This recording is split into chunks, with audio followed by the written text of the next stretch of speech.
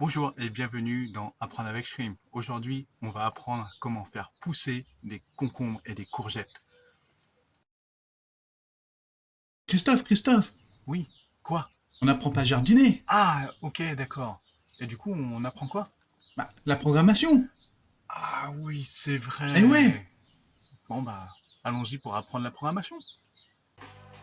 apprendre avec Shrimp. Bah, Christophe, tu t'es pas mis dans ton bureau? Ouais, là, je suis bien dans ma serre, j'y reste, hein. Ah, en plus de ça, je suis en gros plan là. Je fais quoi? Ah, et là, tu sais pas du tout par quoi commencer.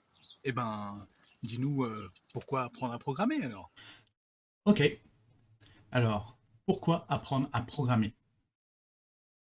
Je vais essayer de t'expliquer, Choupinou, mais tu réponds pas. Mais je vais essayer de t'expliquer à toi pourquoi tu dois apprendre, toi, petit Choupinou, à apprendre à développer. Et je fais comme si je parlais à toi, petit choupinou. Là, tu réponds pas, hein, petit choupinou. Hein. Petit choupinou, pourquoi tu dois apprendre à développer? Du coup, je vais couper aussi les petits choupinous dans ma vidéo YouTube. Hein, t'inquiète pas, hein, petit choupinou. Sinon, ils vont me prendre pour un barge. Pour te faciliter la vie. Voilà, tu te dis, ah, ça, ce serait plus facile si je cliquais juste sur un bouton. Et paf, ça le fait. Alors on parle pas du repassage, on parle pas de lancer une machine à laver, non, non, on reste vraiment dans le domaine informatique. Donc développer, ça sert surtout à éviter de faire des tâches répétitives. Clic, clic, hop, et puis la tâche, elle se fait. Clic, clic, hop, la tâche, elle se refait. Clic, clic, hop, elle se refait. Clic, clic, quoi. Tu as aussi certainement des tâches trop chiantes à faire.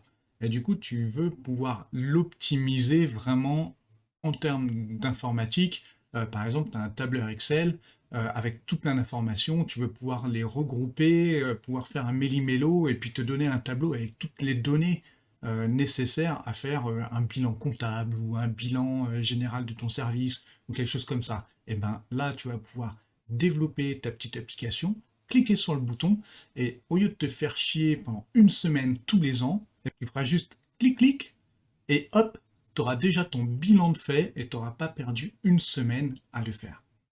Ensuite, bien entendu, la programmation sert aussi à développer des logiciels comme la suite Office, la suite Adobe, des navigateurs Internet, même des jeux.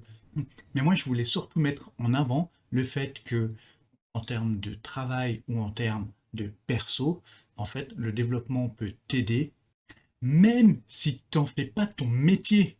Et si tu veux un exemple en termes de perso, eh ben, prends une liste de courses. La liste de courses, tu sais même pas ce qui te reste dans ton placard. Eh ben, hop, téléphone, et tu as directement une application qui te dit il te reste ci, il te reste ça, il faut que tu achètes ci, il faut que tu achètes ça. Bim. Programmation.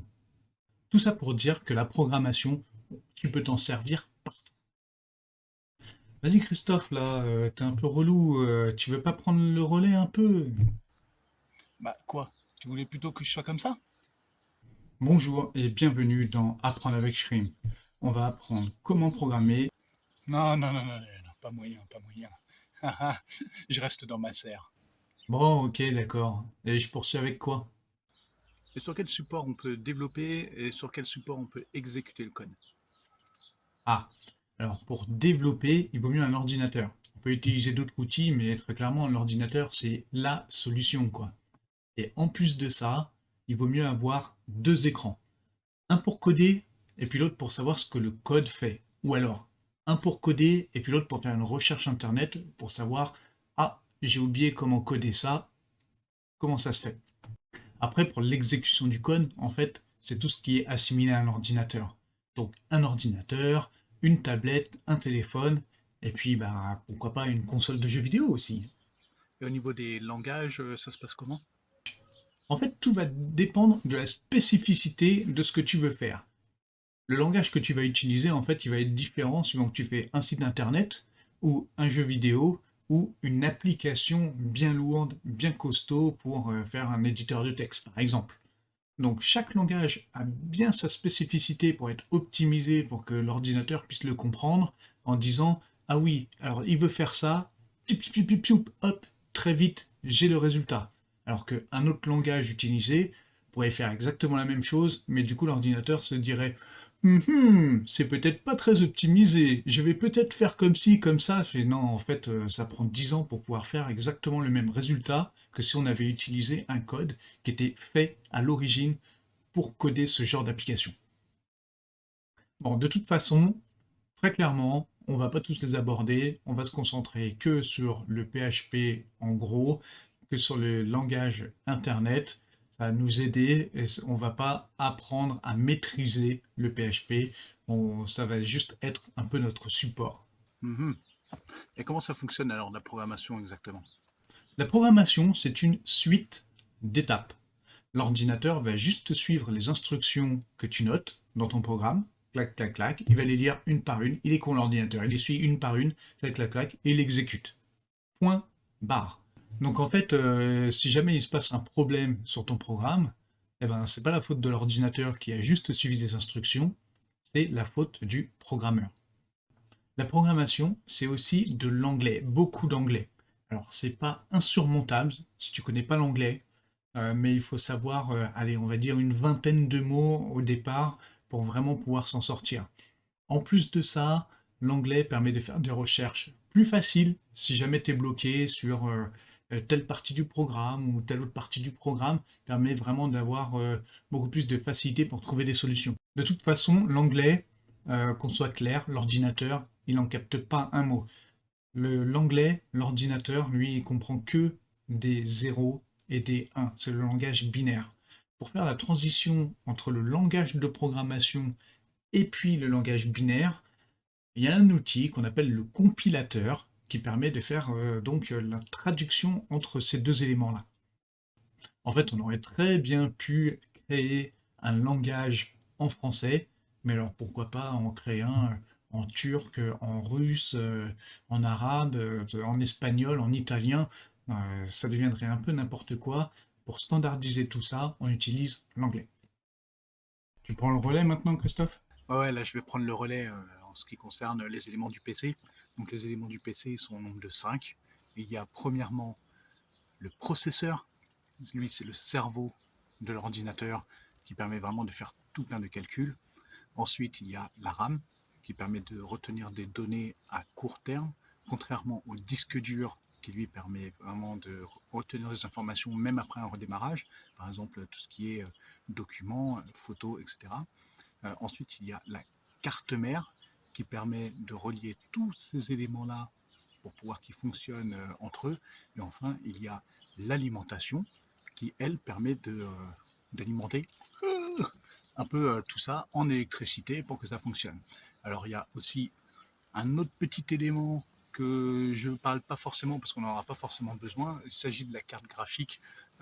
Ça sert surtout pour faire des jeux vidéo, pour faire du montage vidéo très lourd, pour faire plein de calculs graphiques. C'est pas vraiment notre tasse de thé pour le moment. Ah bah merci, hein, t'as assuré.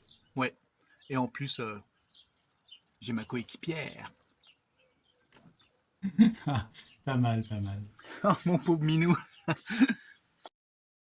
Et du coup, c'est quoi les étapes pour apprendre vraiment à programmer? Eh bien moi, je vais rentrer directement dans le vif du sujet. Je vais te présenter une page Google, le code de la page Google. Ensuite, je vais passer sur un petit programme PHP, un truc tout bateau, mais vraiment pour comprendre comment ça fonctionne la programmation. Et puis après, on aura un projet. Et le projet, ce sera de créer notre CV en ligne. Et pour programmer, bien sûr, il faut des logiciels. Tout à fait, il faut des logiciels et c'est normal. On va pas programmer avec juste le bloc-notes. Quoi qu'on pourrait, mais ce serait un petit peu difficile. Non, il faut des logiciels, il faut pouvoir exécuter le code, donc faire le compilateur, que le code que tu écris puisse être compris par l'ordinateur avec des 0 et des 1. Ce cours, moi, je vais clairement utiliser un navigateur Internet. Donc, je vais prendre Firefox parce que c'est beaucoup plus facile d'utiliser Firefox pour moi en tant que support de programmation. Attention, hein, tu peux prendre n'importe quel navigateur internet que tu veux, hein. Si tu as envie d'utiliser Chrome, Edge, tu peux le prendre. Il n'y a aucun souci. Moi, je prends juste Firefox parce que c'est plus facile pour moi, c'est tout. Après, on va voir l'installation de WAMP. WAMP, c'est ce qui permet d'installer un serveur sur ton PC pour pouvoir en fait exécuter le code PHP. Et ça, on en reviendra un petit peu plus tard. Et enfin, le troisième logiciel qu'on va installer, c'est un IDE. C'est ce qui permet de pouvoir taper le code. Alors, on pourrait utiliser le bloc-notes, mais franchement, tu vas faire peut-être 10 minutes avec, ensuite tu vas te tirer une balle. Non, l'IDE permet de mieux voir le code, permet d'avoir des raccourcis. C'est beaucoup plus pratique, donc pourquoi s'en priver? Alors, il y en existe plusieurs. Il y a Eclipse, il y a Visual Studio Code, il y en a certainement d'autres. Moi, je vais utiliser Visual Studio Code, mais pareil, tu utilises celui que tu veux. Même si tu as envie de rester sur le bloc-notes, tu peux. Très bien, bah ça marche tout ça, c'est bien pour un premier épisode. Donc, à la prochaine pour le second épisode.